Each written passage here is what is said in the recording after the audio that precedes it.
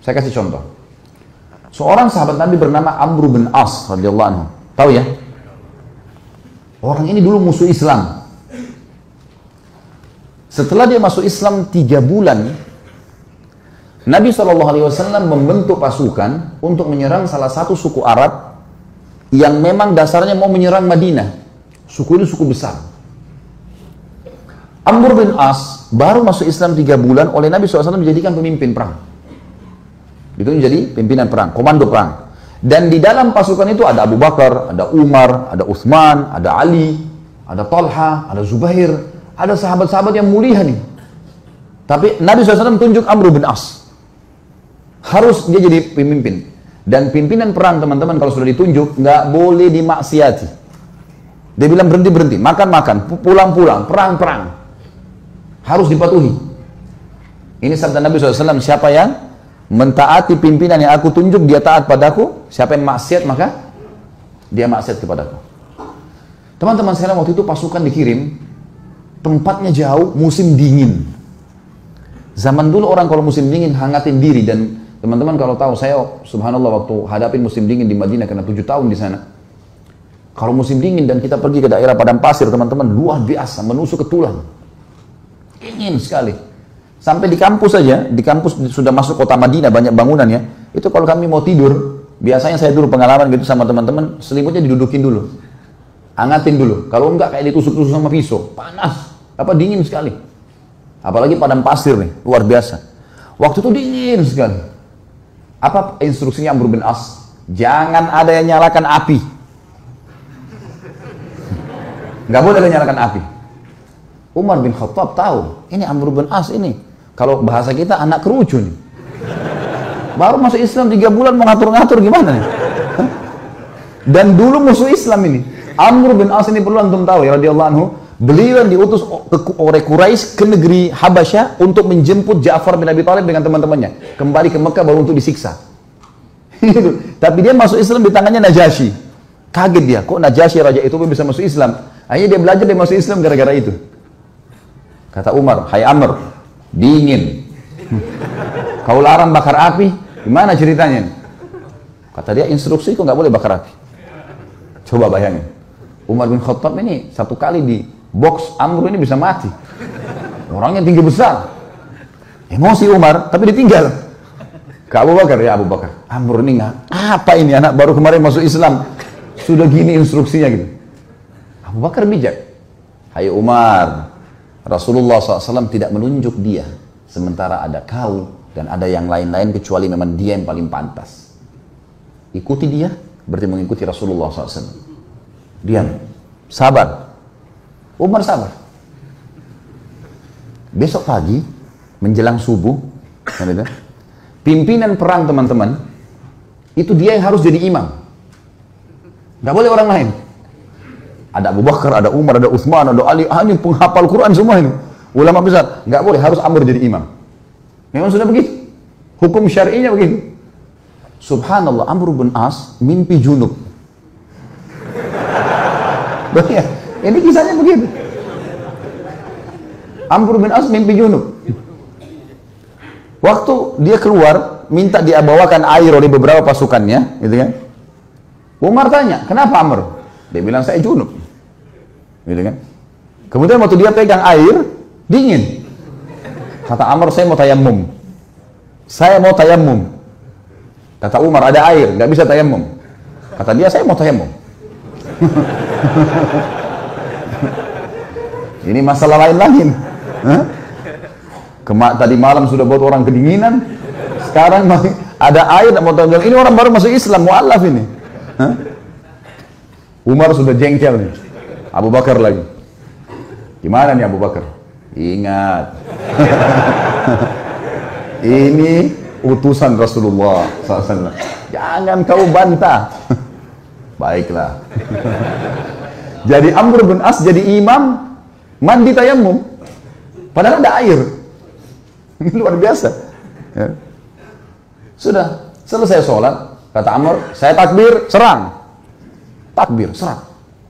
Memang ternyata pasukan ini, ini kelompok ini, ya, suku ini jumlahnya kalau mereka nyerang Madinah, bisa mengalahin Madinah semuanya. Nanti kan kita tahu alasan-alasan Amr bin As dan bagaimana Nabi SAW membenarkan dia. Diseranglah, ternyata hanya dengan kalau tidak salah 300 orang pasukan berhasil mengalahkan suku itu. Dan Amr bin As mengatakan, ingat, setiap orang kalian harus berjalan sama temannya. Nggak boleh pisah. Bersebelahan terus, dia harus dampingi. Sekarang pilih teman masing-masing. Jadi dia 300 orang tuh pilih teman. Selalu berdekatan, serang musuh berdua, nggak boleh pisahin. Jangan tinggalkan temannya kalau dia masih belum selesai duel atau berperang. Itu instruksinya, karena ini malam, gelap. Baik, pergilah ke sana, perang, dan berhasil menang. Kocar kacir nih suku nih. Kocar kacir sukunya, lari semuanya. Para sahabat mengetahui mereka kocar kacir, dengan semangat serang, takbir, kejar. Kata Amr, tunggu. Jangan ada yang nyerang, San. Tunggu di sini. Umar balik lagi. Hai Amr, musuh udah kalah. Tinggal kita kejar, tebas nih. Nggak bisa, instruksi tunggu sini. Tidak boleh kejar musuh. Kumpulin ghanimah yang ada sekarang, pulang Madinah. Tentu sahabat-sahabat yang lain, yang didukung siapa kira-kira? Amr atau Umar? Umar. Karena mereka tahu siapa Umar gitu kan. Mereka juga tahu siapa Amr. Pikiran mereka ini Amr ini 3 bulan yang lalu perangin Islam. Ini musuh besarnya Islam ini dulu. Baiklah, pulang pasukan ke Madinah. Baru turun dari kuda, Umar langsung, ya Rasulullah, ini Amr buat begini. Tidak boleh nyalain api, kita lagi kedinginan. Malam-malam dia mandi junub, tidak pakai air, tayamum.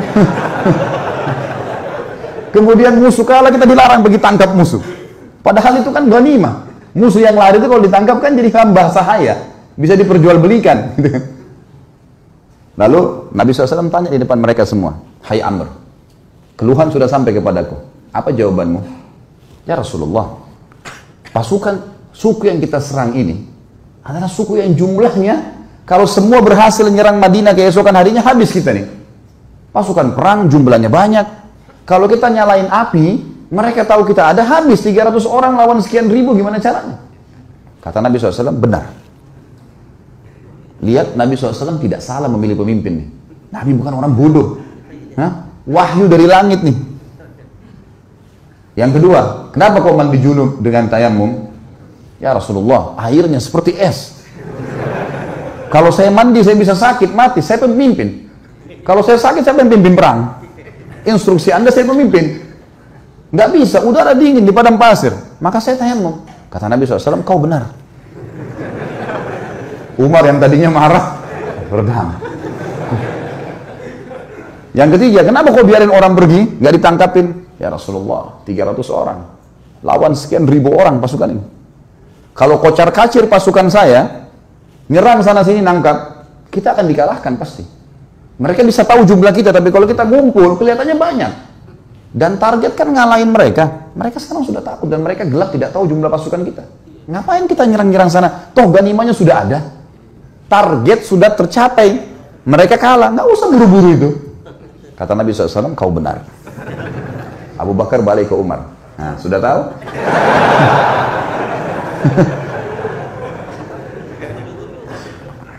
Jadi teman-teman sekalian, jangan sampai terlintas di benak antum kalau Nabi SAW ada yang beliau tidak tahu. Ini Nabi SAW ini, yang kita tidak tahu beliau sudah tahu. Bukan cuma di sini, di surga sudah diperlihatkan. Bodohnya sebagian orang menganggap baginda Nabi SAW masih ada yang belum ditahu. Makanya mereka buat-buat ibadah yang tidak diperintahin. Tangkap nggak poin ini? Ini penting sekali. Kalau antum masih melakukan perbuatan bidah yang antum anggap boleh, berarti antum menganggap Nabi SAW masih ada yang belum diketahui oleh beliau. Padahal tuntunannya sudah jelas. Innal halala bayyin wa innal harama bayyin. Ingat kata Nabi SAW, yang halal sudah jelas, yang haram sudah jelas. Wa bainahuma umurun mushtabihat. Di antaranya ada hal-hal yang samar. Siapa yang menyelamatkan dirinya dari hal yang samar-samar, faqad istabra li dini wa dunyah. Dia telah menyelamatkan kesucian agamanya dan dunianya. Wa man waqa'a fi syubhat faqad waqa'a fil haram. Siapa yang sengaja jurumuskan dirinya pada yang syubhat, haram atau enggak ya? Enggak apa-apa deh. Maka faqad waqa'a fil haram. Dia telah jurumuskan dirinya pada yang haram. Artinya enggak ada di tengah-tengahnya. Halal atau haram? Syubhat berarti haram. Jelas agama Allah. Orang yang jerumuskan dirinya pada yang syubhat berarti jerumuskan adalah haram, seperti pengembala domba yang membawa domba-dombanya ke ladang yang luas, rumputnya lebih tinggi dari domba-dombanya, dan dia tidak tahu domba mana yang dicuri oleh serigala. Kita nggak tahu nih halal atau enggak, lalu kita jerumuskan diri. Untuk apa? Jadi agama sudah sempurna, nggak butuh tambahan-tambahan. Banyak hal yang membuat umat Islam sekarang berselisih, teman-teman. Tapi poin intinya kata ulama adalah mereka semua mengaku kembali kepada Al-Quran dan Sunnah. Semua orang liberal pun yang mengatakan Quran harus direvisi, boleh nikah lintas agama, semua orang agama masuk surga. Banyak syubhat yang mereka lemparkan. Mereka juga mengaku kami juga kembali kepada Al-Quran dan Sunnah, tapi Al-Quran yang tidak sesuai dengan akal kami, tidak relevan, kami ganti. Tolak, harus direvisi. Hadis Nabi yang tidak masuk di akal, seperti lalat yang dicelupkan di air susu, kemudian bisa jatuh racunnya, bisa ngobatin, gak masuk di akal ini. Mereka tolak gitu kan. Semua mengaku berlandaskan Al-Quran dan Sunnah. Tetapi yang membuat mereka menyimpang adalah mereka tidak mengikuti pemahaman salaful ummah. Siapa itu? Sahabat. Mereka anggap ngikutin sahabat itu kuno. Di zaman Nabi SAW itu ya zaman Nabi, zaman sekarang beda, harus diubah. Dan itu yang dikembangkan oleh Kemal Atatürk di Turki. Sampai mengatakan ada istilah Islam Arab, Islam Turki, Islam Persia. Sekarang Indonesia kan baru kena penyakit itu, Islam Nusantara. Zaman dulu sudah ada nih. Sampai Kemal Atatürk ganti azan dalam bahasa Turki. Lama-lama azan dalam bahasa daerah kita nih. Diubah semuanya, agama Allah nih. Ini bahaya sekali teman-teman sekalian. Makanya memahami Al-Quran dan Sunnah harus sesuai dengan pemahaman salaful ummah atau sahabat. Pegang baik-baik hadis ini teman-teman. Kalau ini antum jadikan pondasi hidup, pegangan hidup, antum akan selalu aman. Ini jaminan, tiket dari Nabi SAW untuk siapapun yang bersyahadat sampai hari kiamat. Kata beliau, Yahudi terpecah menjadi 71 golongan, Nasrani 72, dan umatku 73. Yang 73 yang dibahas. Semuanya lewat neraka dulu.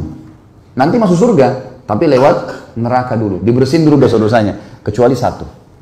Semua kita bertanya siapa satu, sahabat juga bertanya, Rasulullah siapa yang satu? Masuk surga langsung tanpa hisab deh. Kata Nabi SAW, maka ana alaihi wa ashabi. Yang mengikuti aku dan mengikuti sahabat-sahabatku. Inilah teman-teman yang dikumandangkan oleh teman-teman yang mendakwakan dakwah salafiyah dan dakwah sunnah di Indonesia. Yang selalu dikatakan aliran sesat, aliran keras, wahabi dan segala macam. Padahal mengajak kepada perkataan para sahabat dalam memahami Al-Quran dan Sunnah. Karena nggak boleh sembarangan. Al-Quran turun pada zaman mereka. Nabi SAW sebutkan hadis zaman mereka.